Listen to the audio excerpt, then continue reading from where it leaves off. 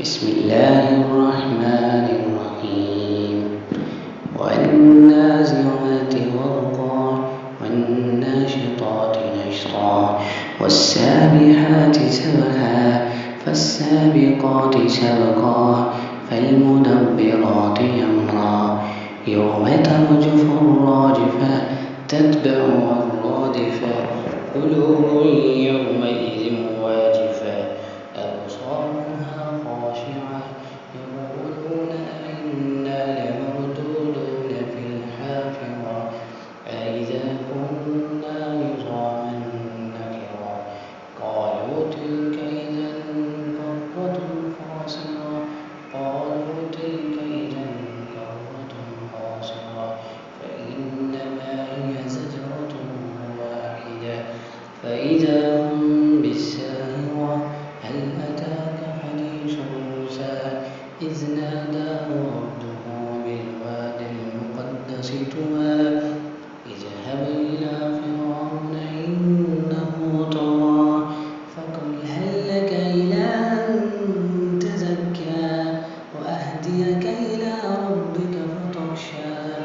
فأراه الآية الكبرى فكذب وعصى ثم أدبر يسعى فحشر فنادى فقال أنا ربكم الأعلى فأخذه الله نكال الآخرة والأولى إن في ذلك لعبرة لمن يخشى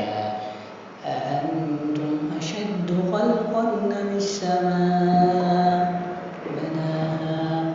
رفع سمكها فسواها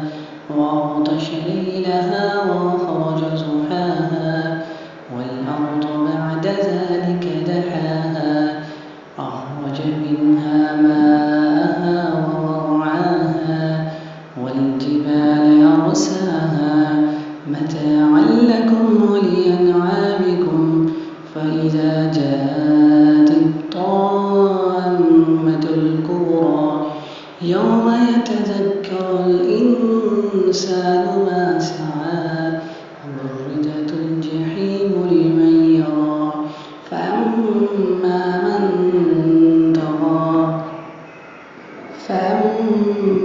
من طغى وآثر الحياة الدنيا فإن الجحيم هي المأوى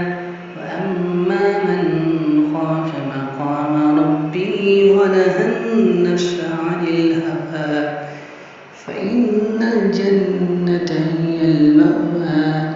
يسألونك عن الساعة أيان مرساها